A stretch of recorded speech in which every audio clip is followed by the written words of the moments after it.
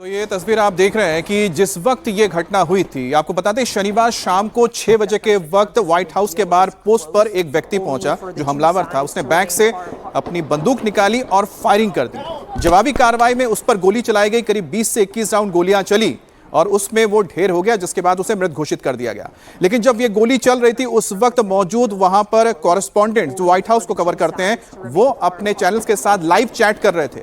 और देखिए, जैसे ही गोलीबारी हुई वहां से बोला गया डाउन डाउन, यानी कि बैठ जाओ, और वो रिपोर्टर बैठ गई, कॉरेस्पॉन्डेंट बैठ गई। उसके बाद जो कैमरा पर्सन थे उन्होंने भी अपने आप को संभाला, लेकिन कैमरा उन्होंने चालू रखा और पीछे की जो हरकत थी उसमें कैद हो गई और गोलियों की आवाज सुनी जा सकती थी। और यह बताने के लिए काफी है कि व्हाइट हाउस के अंदर शायद ही किसी कॉरेस्पॉन्डेंट ने, जो लगातार कवर करते हैं, वहां पर 5 से 10 लोग मौजूद थे, किसी ने भी ये अंदेशा नहीं किया हुआ कि गोलियां चल सकती है व्हाइट हाउस के इतने करीब।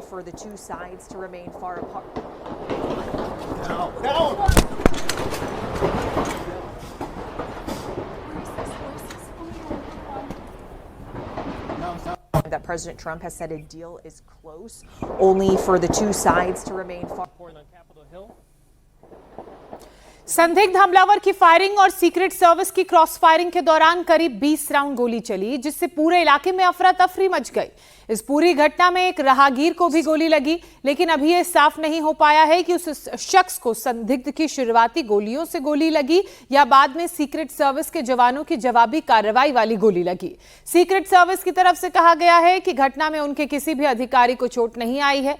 राष्ट्रपति डोनाल्ड ट्रंप, जो उस वक्त व्हाइट हाउस में ही मौजूद थे, उन पर भी इसका कोई असर नहीं पड़ा है।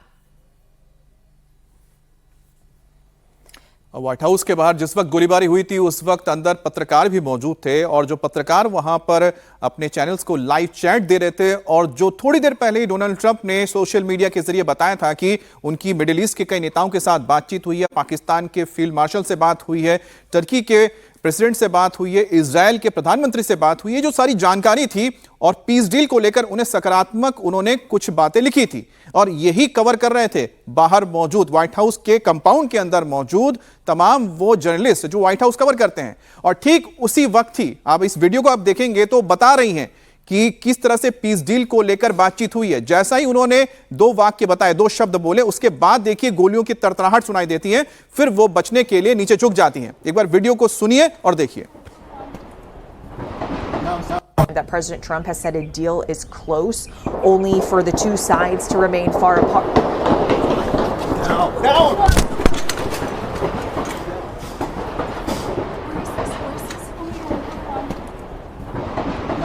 That President Trump has said a deal is close, only for the two sides to remain far apart. White house के बाहर जिस वक्त हमला हुआ उस वक्त एसोसिएटेड प्रेस के रिपोर्टर एलेक्स ब्रैंडन अपने घर जा रहे थे, तभी रास्ते में अचानक गोलीबारी होने लगी और वो वाकया भी कैमरे में कैद हो गया।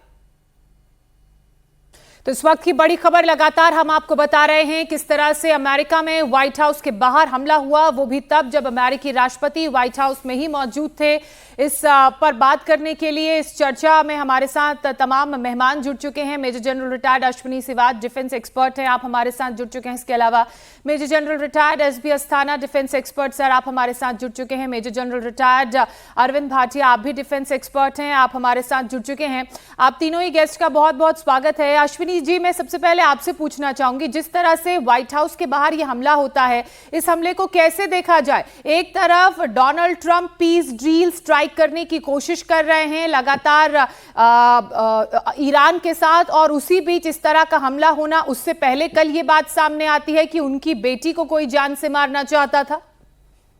हाँ बिल्कुल, कहीं ना कहीं मुझे लगता है 2-3 चीजें बहुत इंपॉर्टेंट है। एक तो अमेरिका के अंदर जो गन लॉज हैं वो बहुत ज्यादा लीनियंट हैं कि किसी को भी गन ले सकता है, और ये गन लॉ भी बहुत स्ट्रॉन्ग है, चाहे वो रिपब्लिक गवर्नमेंट आए या डेमोक्रेट आए, ये गन लॉ चेंज नहीं हुए। और इसी प्रकार से जो ये अभी इंडिविजुअल था नासिर बासेट, ये 21 साल का, इसको बोलते हैं कि इमोशनली डिस्टर्ब था, और ये फायरिंग करता है, और वो भी एक 7th street and peninsula Avenue के पास। तो मुझे लगता है कि चिंता का विषय तो है, इसमें कोई शक नहीं।